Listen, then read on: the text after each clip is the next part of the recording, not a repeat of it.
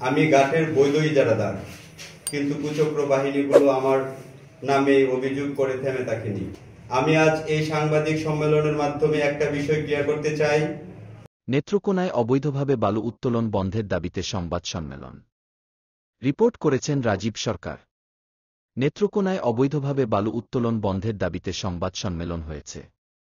সোমবার রাতে জেলা সদরের বোবাহালা বাজারে গোমাই নদীর বালুঘাটের ইজারাদার আরিফ খান এই সংবাদ সম্মেলনের আয়োজন করেন।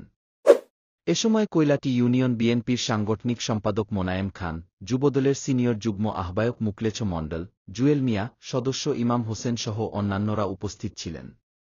সংবাদ সম্মেলনে লিখিত বক্তব্যে ইজারাদার আরিফ খান বলেন, সারা জেলায় এই একটি মাত্র বালুঘাটের ইজারা থাকায় অবৈধ বালু ব্যবসায়ীদের ষড়যন্ত্রের শিকার হতে হচ্ছে। বিষয়টি জেলা ও উপজেলা প্রশাসন, সেনাবাহিনী, পুলিশ প্রশাসনের কাছে লিখিতভাবে জানানো হয়েছে। সাংবাদিক, আইনশৃঙ্খলা বাহিনী, ইউনো, এসিলেন এবং এই ক্যাগাতি ইউনিয়নের নায়েব মহোদয়ের কাছে আমার আকুল আবেদন, অবৈধ বালু বন্ধের জন্য আমি আইনি সহযোগিতা চাই। সংবাদ সম্মেলনে প্রশাসনের হস্তক্ষেপে অবৈধভাবে বালু উত্তোলন ও বিপণন বন্ধে প্রয়োজনীয় পদক্ষেপ গ্রহণের দাবি জানান আরিফ খান।